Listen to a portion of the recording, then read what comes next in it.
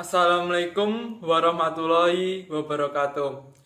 Perkenalkan, saya Halim Prasio, kelas 12 MIPA 1, nomor absen 12. Saya akan mempresentasikan mengenai rahmat Islam bagi alam semesta.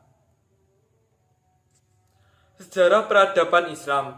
Sejarah peradaban umat Islam dari periode klasik hingga modern mengalami masa-masa pasang dan surut. Berdasarkan teori periodisasi dari Harun Nasution, masa-masa kejayaan peradaban Islam berada pada awal periode klasik 650 sampai 1000 Masehi. Pada masa tersebut terjadinya ekspansif dan integrasi penyatuan wilayah. Sedangkan bagian kedua dari periode klasik 1000 sampai 1250 Masehi adalah masa mula munculnya benih-benih perpecahan meskipun masih berjaya. Pada masa kemasannya, peradaban Islam mengalami kemajuan di semua bidang kehidupan di bidang sains dan keagamaan. Misalnya, hampir semua disiplin keilmuan mengalami kemajuan seperti filsafat, kedokteran, astronomi, matematika, fisika, kimia, sejarah, geografi, geometri, kesenian, bahasa, sastra, kepustakaan, fikih, tasawuf, dan bidang lainnya. Para ilmuwan Islam, pada setiap disiplin keilmuan tersebut terlahir banyak pakar. Banyak diantaranya bukan hanya pakar di satu bidang saja, melainkan juga ahli di berbagai bidang keahlian. Para ilmuwan tersebut banyak memberikan sumbangan nyata dalam melapor kebangkitan dan pencerahan dunia, terutama Eropa dan sekitarnya. Perkembangan Islam di benua Asia. India. Islam masuk ke India pada abad ke-7. Kemudian agama Islam dapat berkembang dengan pesat di sana. Bukti perkembangan Islam di India adalah dengan berdirinya kerajaan-kerajaan Islam serta peninggalannya.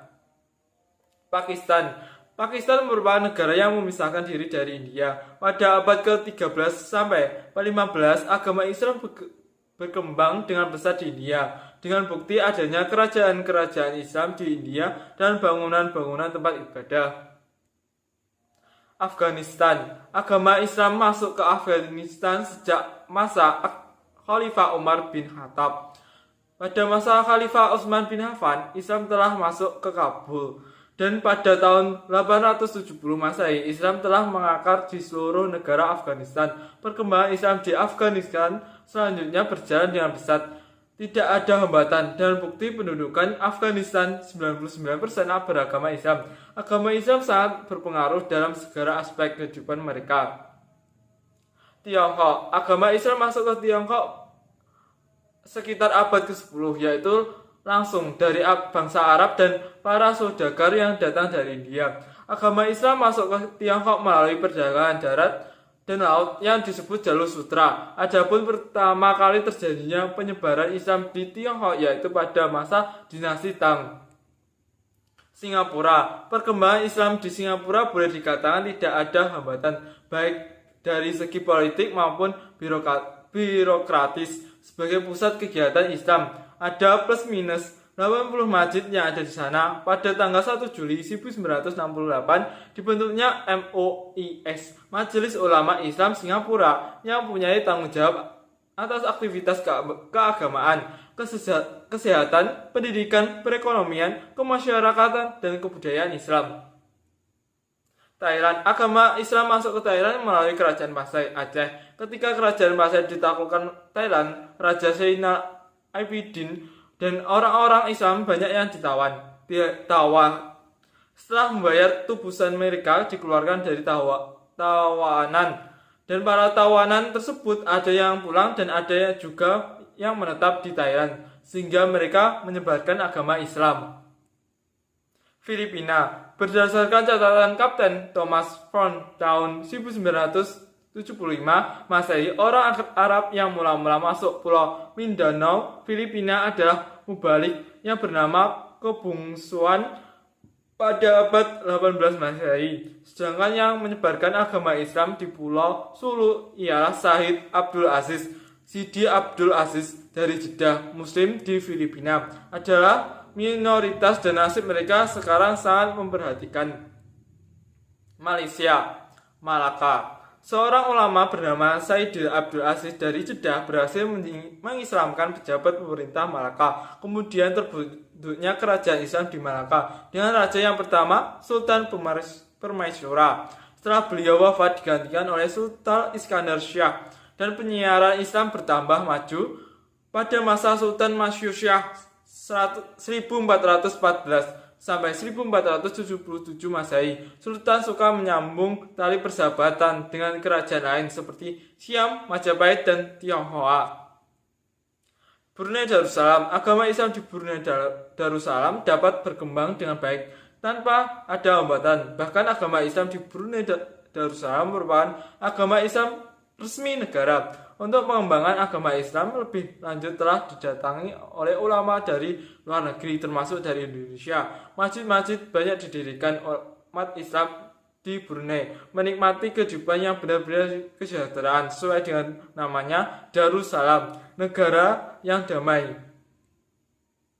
Perkembangan Islam di Afrika. Secara umum, Islam memasuki Afrika sejak masa-masa awal kelahirannya. Kemudian Islam pun berkembang dengan mudah di kawasan tersebut. Untuk melihat perkembangan Islam di benua Afrika, berikut ditambahnya beberapa negara di wilayah tersebut, yaitu Habasyah, Mesir, dan pantai utara Afrika. Perkembangan Islam di benua Eropa. Andalusia, Spanyol. Pada masa pemerintahan Bani Umayyah di Damaskus, Andalusia dipimpin oleh amirah gubernur diantaranya oleh putra Musa sendiri, yaitu Abdul Aziz. Runtuhnya kebesaran Bani Umayyah di Damaskus dengan terdirinya Daulul Bani Abiyah di bawah pimpinan Abdul Aziz As-Safa, penumbah darah yang terpusat di Baghdad, yang menyebabkan seluruh keluarga kerajaan Bani Umayyah ditumpas. Namun salah seorang keturunan dari Bani Umayyah, yaitu Abdurrahman, berhasil melarikan diri dan menyusun ke Spanyol. Di sana dia mendirikan kerajaan Bani Umayyah yang maju bertahan sejak tahun 1193 sampai 45 8 Hijriah atau 756 sampai 1065 Masehi. Rusia. Sampai akhir abad ke-10 Masehi, orang-orang Rusia masih menyembah berhala. Rusia jatuh ke tangan Islam di bawah pimpinan Panglima Qutaibah bin Muslim pada masa Khalifah Walid bin Abdul Malik sampai permulaan Khalifah Sulaiman. Tokoh dan ahli sejarah Islam.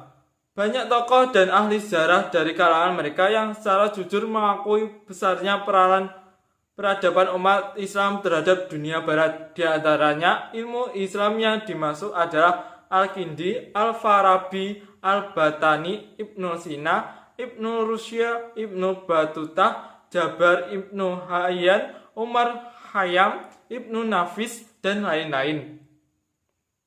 Peninggalan para ilmuwan Islam. Para ilmuwan Islam tersebut juga banyak meninggalkan bukti fisik karya mereka, baik dari bentuk arsitektur bangunan ataupun lainnya. Masjid Kardor, Masjid Sultan Ahmed, Universitas Al-Azhar, Makam Taj Mahal, Observation Marhak, dan Museum Hagia Sophia adalah sedikit dari sekian banyak bukti kejayaan peradaban Islam di masa lalu.